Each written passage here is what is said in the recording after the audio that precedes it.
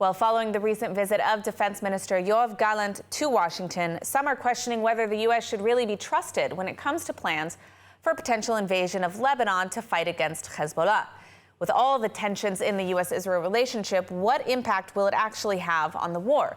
Here to speak with us about just that is the co-founder of the Tel Aviv Institute and also a known author and writer, Mazig. Thanks so much for joining us today. I just wanted to start by asking you about Defense Minister Gallant's recent trip to the U.S. What was the goal of this visit, and do you think that the U.S.-Israel relationship will continue as we have known it in the past? I think that since the tension has risen with Hezbollah in the north, America has sent very clear signals if it was keeping the airplane carrier in the area and sending strong messages to Hezbollah to not attack Israel and to not continue in this escalation. I think this is just another step that is meant to deter Hezbollah, and we know, of course, it's a proxy of the Islamic Republic in Iran from continuing to escalate this conflict into a full-out war, which is not something that Israel wants, of course.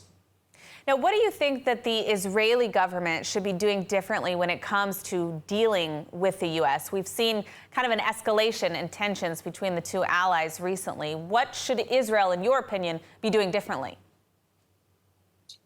I think that Israel should really be more mindful of how we're dealing with our greatest ally in the world. America has stood by Israel for a long time, and I mean since the beginning of the war, they have shown a clear support to Israel. If it was Biden's visit to Israel when the war started, and now with Gallant coming to America, I think America is a great ally, and I think Israel should show more respect when we're handling with them. Of course, we are.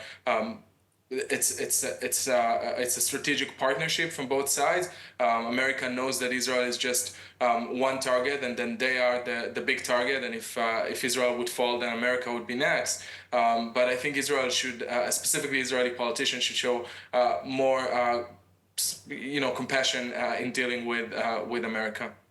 Now, some on the right have criticized the recent statements and actions of the Biden administration regarding what's going on with the potential war in the north, claiming that the United States would not support an Israeli operation in the north. At the same time, we also have rumors going around that the United States made it very clear to Hezbollah that they are not able to stop Israel should they move forward with an operation.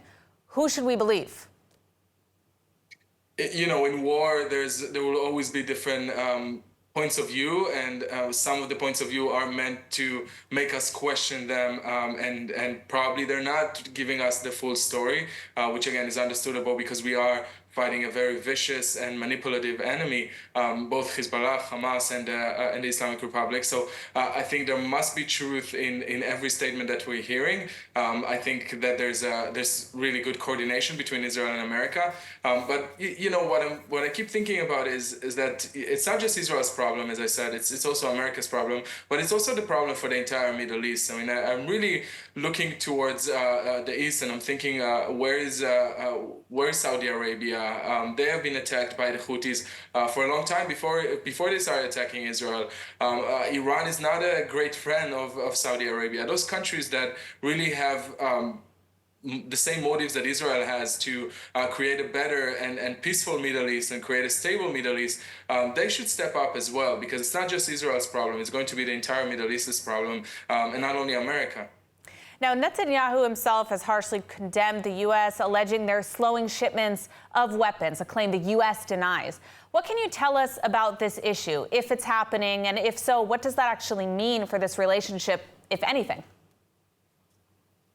I'm sure that there was an issue there. I don't think that this statement came out of nowhere, although there was conflicting reports from America saying that there was no delay. Then Israel said that there was delay. Netanyahu specifically released a video about that. Then later on, we found details that there was some delay with weapon that was supposed to be delivered to Israel. Perhaps there was some miscommunication, but I don't think that the communication between those countries lacking so badly that they would have such a, conflicting points of view on weapon delivery to the point that the Prime Minister is releasing a video about that. So I have the feeling that there was an issue there, and I'm sure that it's now resolved because America also knows that Israel and in this election specifically, Israel is one of the issues that is debated, and majority of Americans support Israel. They support Israel continuing the war and finishing Hamas and releasing the hostages. And I think that the Biden administration is also very aware of this. And while they have voices within their own party that are calling for the complete opposite, their support to Israel must stay steadfast in this situation, especially when we're looking at an enemy like Hezbollah in the north and Iran. Absolutely. Han, we are out of time, but I want to thank you so much for sharing your insights and for joining us today on ILTV.